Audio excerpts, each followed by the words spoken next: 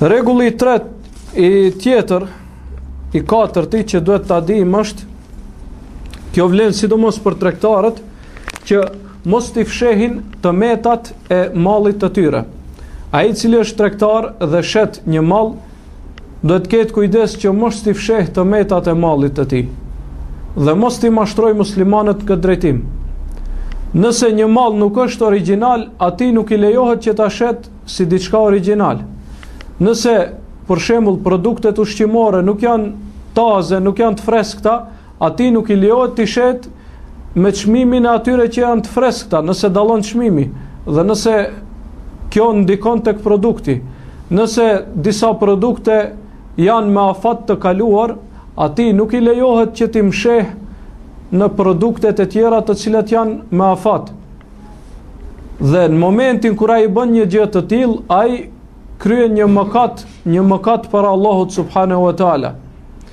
Dhe çdo dinar që e ka marrë tepër prej asaj që ai produkt në realitet i takon, ai e ka haram. Po ashtu, nëse ai i cili e blen produktin e sheh se është i ndaluar, e sheh se është i prishur, apo i ka kaluar afati, apo ka ndonjë tmet, atij me sheriat i lejohet që t'ja kthej shitësit. Atij me sheriat i lejohet që atë produkt ta kthej.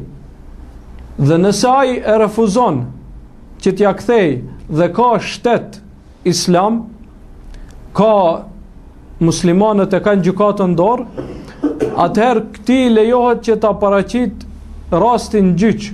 Dhe në momentin që vërtetohet se ky e ka fshehur këtë met dhe plus kësaj nuk ja ka kthyer mallin atij i cili e ka bler prej tij, atëherë ai dënohet dhe i lejohet gjykatësit që nëse i përsëritet disa herë ky gabim, që ta dënojë me dënim më të madh, dhe në secilën herë që i përsëritet t'ia shtoj dënimin. Pra, po e shohim se Islami i mbron të drejtat e atij i cili blen dhe të drejtat e atij i cili shet, dhe secili prej këtyre duhet t'i përmbahet atyre rregullave që i ka para Allahut subhanahu wa taala.